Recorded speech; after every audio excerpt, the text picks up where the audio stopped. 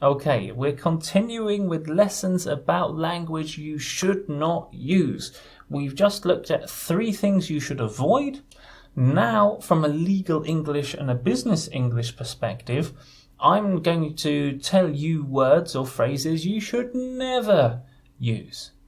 Now, if you have a look at the videos that you have access to, you'll also see that you've got access to my advanced videos. So these are the videos for my advanced course. This video and the following videos are very short versions of much longer videos that I did for the advanced course. So if you want a much bigger discussion about these issues, then please have a look at those videos. Okay, the first word I do not want you to use in your legal or business English writing is shall. Let's find out why. The good news is that shall has a precise legal definition, and that is to have a duty to, or in other words, must. So it creates an obligation, or not an obligation, but an obligation. That's better. The problem is, lawyers misuse this word terribly, and as a result, this word is understood by courts and by judges as having 4 different meanings. So you have a word which has one official meaning, but it could be understood, it might have 4 meanings in total, which means that the word is ambiguous, the word is not precise, which means we could have lots of legal problems if we use this word.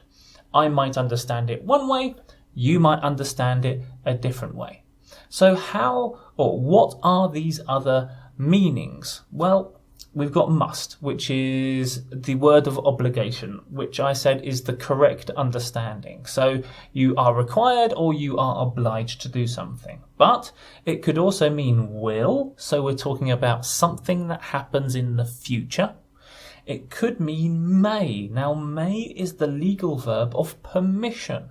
So not you can do something or you are able to do something, but you may do something. And should. And think of should as a word of advice.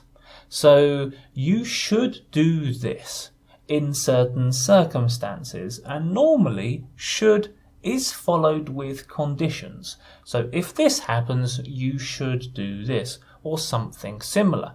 So that's one way you might identify shall as meaning should.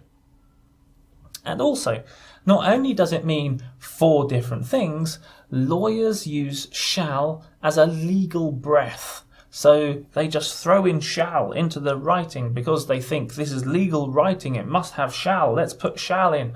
And an example of this will be shall mean. You'll see this in the definitions. So company shall mean whatever it means. And this, of course, makes no sense.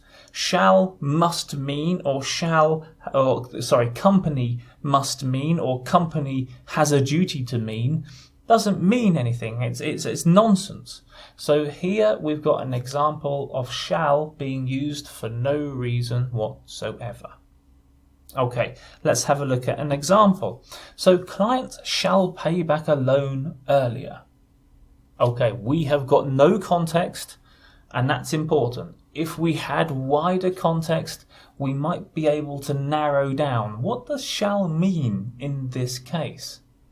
But when we don't have context, and sometimes when we're reading it's difficult to find that context, we have to understand what we have to try to understand. We have to do the work, and which I don't like, as I've mentioned several times before. We have to do the work that the writer should be doing. We have to think, what does shall mean? Does it mean the client must pay back a loan earlier? Does it mean the client will pay back a loan earlier? Talking about a future act. Does it mean that the client may, so the client has permission to pay back a loan earlier? Or does it mean, by way of advice, a client should pay back a loan earlier if certain conditions are met? So we have one sentence with shall and many different possible interpretations. Okay, so what are the teaching points for you? Firstly, it has to be never use shall. Never, never, never, never, never. Just never. Use one of the words which shall could mean.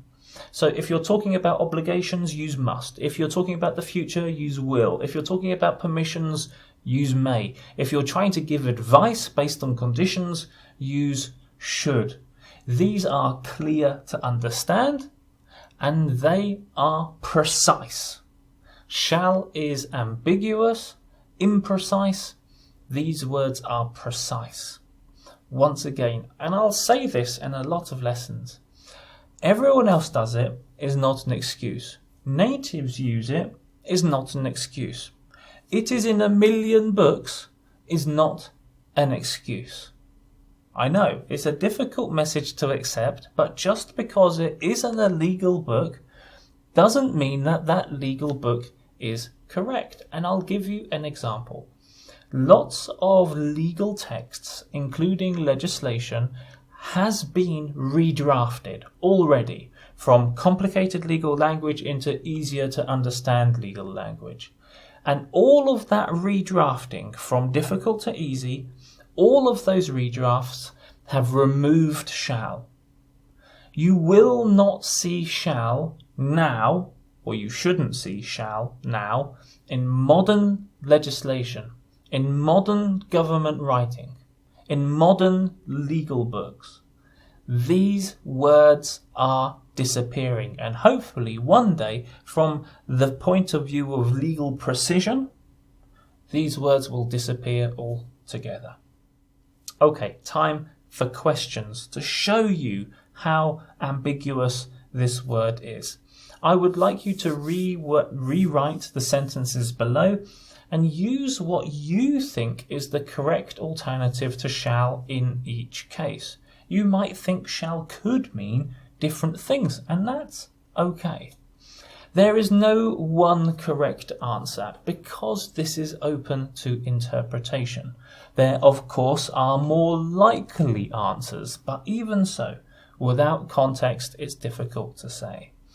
And that's what I say here. If there was more context, it would be easier to decide which alternative is better. And by way of example, I'll give you the example we've looked at already. Client shall pay a loan back earlier.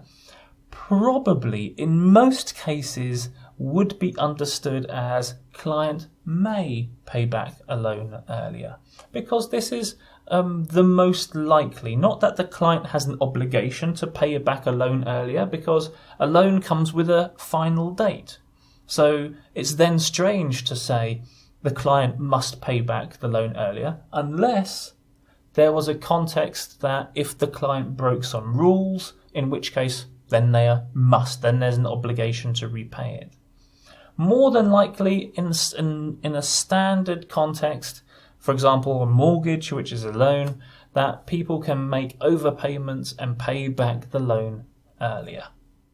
Okay, so good luck with the questions. Once you've thought about what shall means in each of those sentences, then have a look at my answers, my suggested answers, and see if you agree with me.